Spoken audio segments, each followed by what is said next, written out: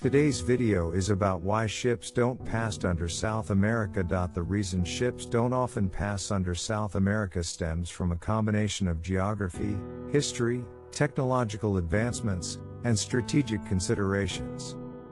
At the southern tip of South America lies Cape Horn, a rugged and often treacherous landmark renowned for its dangerous waters. Situated near where the Atlantic and Pacific Oceans meet, the Cape Horn route is infamous for powerful winds, massive waves, unpredictable weather, and swirling currents. These harsh conditions have historically posed immense challenges to mariners, causing numerous shipwrecks and often leading to loss of life and cargo.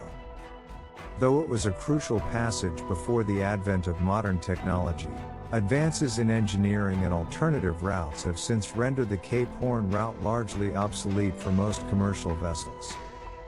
Historically, during the Age of Sail in the 17th and 18th centuries, passing Cape Horn was essential for ships traveling between the Atlantic and Pacific, particularly for trade between Europe and Asia or the Americas west coast. Cape Horn was one of the most formidable and celebrated maritime routes. The dangers were so pronounced that sailors who successfully navigated Cape Horn were often celebrated, and the passage became legendary among mariners. However, with the completion of the Panama Canal in 1914, a safer, more direct route between the Atlantic and Pacific Oceans became available. Located in Central America, the canal significantly reduced the time and distance for ships traveling between these two oceans by cutting through Panama. For example, a journey from New York to San Francisco via the Panama Canal is approximately 5,200 miles, whereas going around Cape Horn adds thousands of miles to the journey and increases the potential for hazardous conditions. Consequently, the canal quickly replaced Cape Horn as the preferred route for commercial vessels, saving both time and fuel costs. Furthermore, advancements in shipping and navigation technology have allowed modern vessels to avoid regions with high weather-related risks altogether. For example, container ships and oil tankers today are often built to maximize efficiency and profit. This means that any added risk, fuel costs, or potential delays are to be minimized as much as possible. Going around Cape Horn does not fit this profile, as the unpredictable storms and high winds make it much less reliable than a carefully scheduled route through the Panama Canal. Even though some vessels, like large oil tankers and military ships, are too large for the Panama Canal and may consider alternative routes, they usually opt to round the Cape of Good Hope at the southern tip of Africa rather than face Cape Horn's harsh conditions. The waters around Cape Good Hope are also challenging, but they are generally considered safer and more predictable than those around Cape Horn. The shipping industry is highly cost-sensitive, and shipping routes are carefully chosen to balance time, fuel costs, and safety.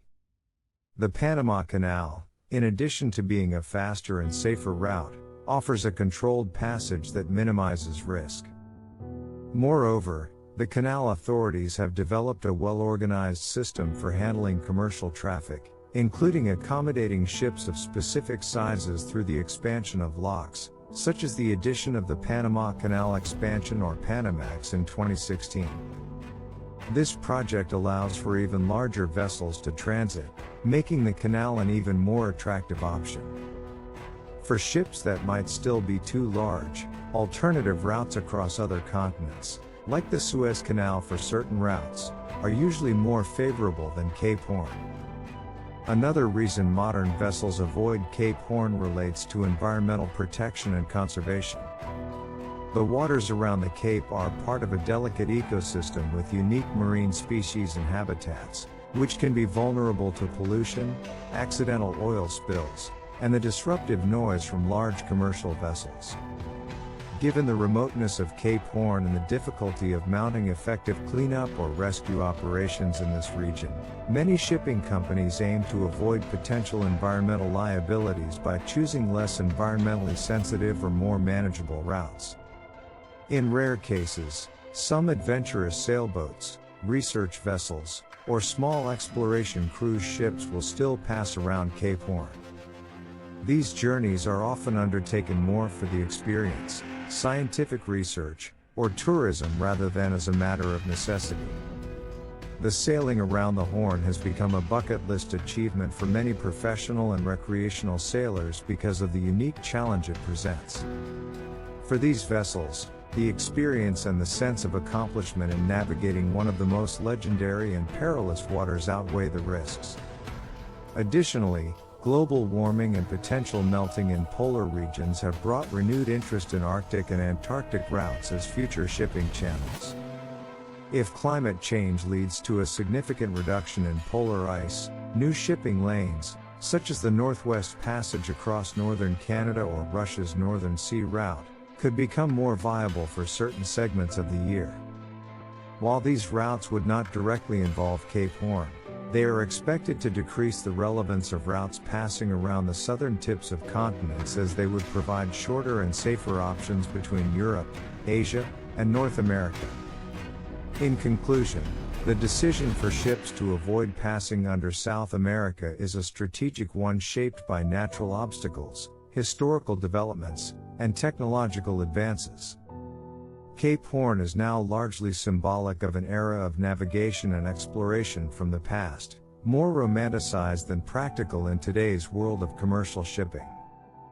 The Panama Canal offers a much safer, faster, and more economically viable route, while alternative routes like the Suez Canal and even potential Arctic passages further diminish the need to face the hazards of Cape Horn.